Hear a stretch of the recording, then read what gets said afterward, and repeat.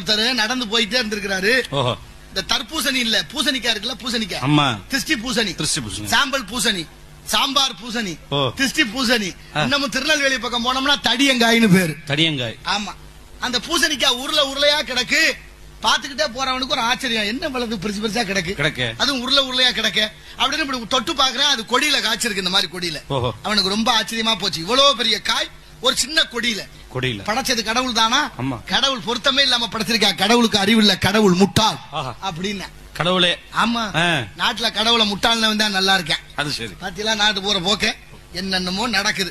ஆனாலும் பாருங்க, அவர் சொன்ன கடவுளுக்கு அறிவு இல்ல, சின்ன கொடியில இவ்வளவு பெரிய காய படைச்சிருக்கேன், கடவுளுக்கு அறிவு இல்ல, முட்டாள்னு சொல்லிட்டு போய்கிட்டே இருந்தா. பக்கத்துல ஒரு ஆலமரம், போய் படுத்தேன், வெப்பம் தாங்காம மல்லாக படுத்து கிடக்குறேன். பாக்குறேன் மேல ஆலம் பழம் சிறுசா இருக்கு.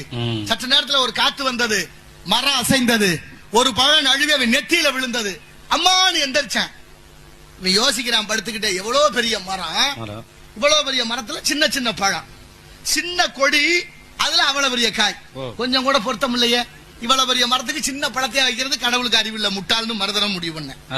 இப்ப காற்று வந்து அசைந்தோன்னு ஒரு பழம் நழுவி நெத்தியில விழுந்துச்சா, அம்மான்னு எந்திரிச்சவன் யோசிக்கிறான், நல்ல வேலையா போச்சு, ஆலம்பழம் விழுந்ததுக்கே இந்த வழி வலிக்குதே. ஒருவேளை பூசணிக்காய் மேல இருந்து விழுந்திருந்தா நம்ம தலை என்ன ஆகுறது, செதர் தேங்காயா போயிருக்குமே. கடவுள் இயற்கைன்னு ஒருத்தர் பேர் வச்சிருக்கிறோம், அவரவருக்கு தகுந்தார் போல, அவரவர் எண்ணம் போல.